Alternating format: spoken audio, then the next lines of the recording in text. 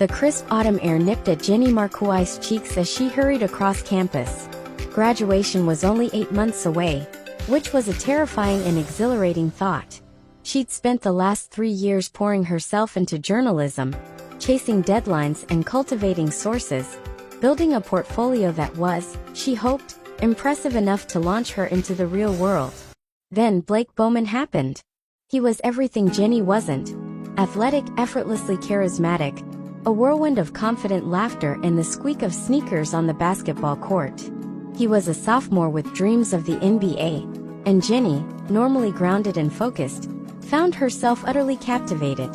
Suddenly, her meticulously planned study schedule was riddled with daydreams. She imagined witty banter with Blake over steaming cups of coffee, stolen glances across the crowded campus cafeteria, slow dances under the twinkling lights of a hypothetical holiday party. Her notebooks were filled with scribbled Jenny B. instead of story ideas. Her performance suffered. Assignments went in late, research was sloppy, and her once stellar grades began to slip. A concerned email from her mother, filled with gentle prodding and thinly veiled worry, only made Jenny feel worse. "Are you taking care of yourself, honey? You sound distracted." One particularly dreary afternoon, the sky opened up in a torrential downpour. Forsaking the crowded library, Jenny found herself drawn, almost inexplicably, to the old, abandoned Marston mansion on the outskirts of campus. It was the same mansion she'd stumbled upon last year, the one with the unsettling antique mirror that had inexplicably pulled her into another world. She told herself it was the closest dry place. She told herself she was just curious. But in truth, she was drawn by a pull she couldn't quite explain. The mansion was even more dilapidated than she remembered, the once grand facade now peeling and cracked. Inside, dust motes danced in the gloom, and the air hung thick with the smell of decay. And there it was, in the same shadowy corner, the mirror. It shimmered, beckoning. Before she could second-guess herself, she reached out, her fingers brushing the cold, smooth surface. A jolt of energy coursed through her, and the world dissolved into a swirling vortex of colors and sensations. Then, silence. She blinked, disoriented.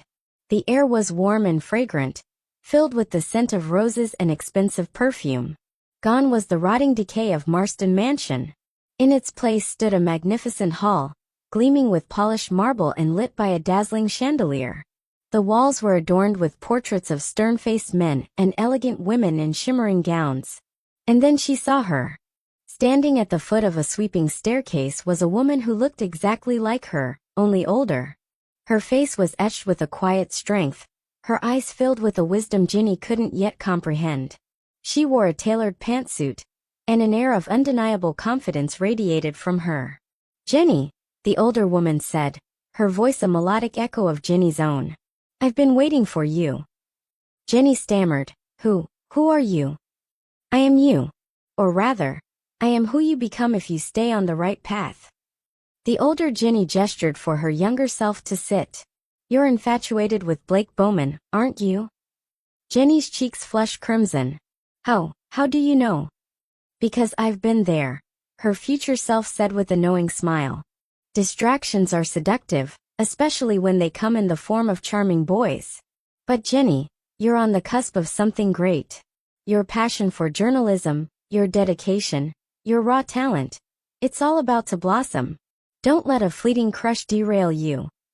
She continued, her voice taking on a more serious tone. "It's not just about your career, Jenny. It's about the relationships you're neglecting. Your mother worries about you. Your friends feel you slipping away. And there are those destiny helpers along your path you might miss."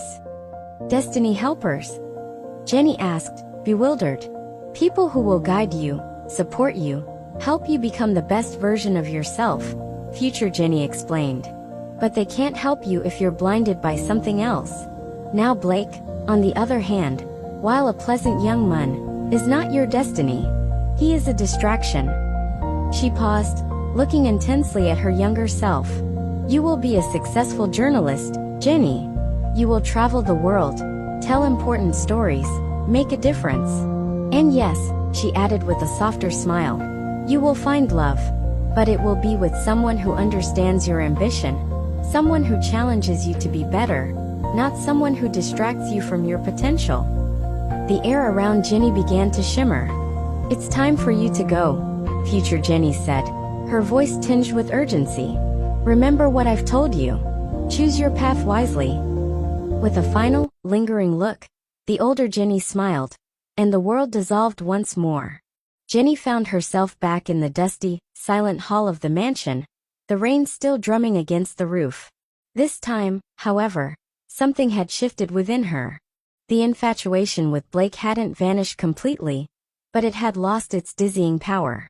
Back in her dorm room, she pulled out her neglected notebook and flipped to a fresh page. She wrote a list of goals, starting with finish investigative piece on campus housing, and ending with graduate with honors. Blake's name wasn't on the list. The next day, she apologized to her mother for her distracted behavior, promising to be more present.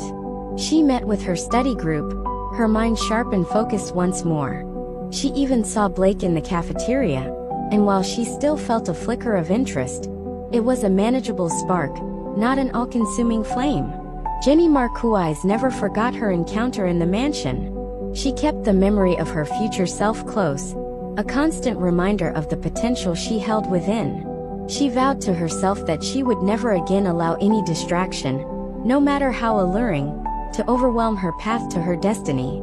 She knew, deep down, that the right guy would come along, someone who would appreciate her ambition and share her dreams.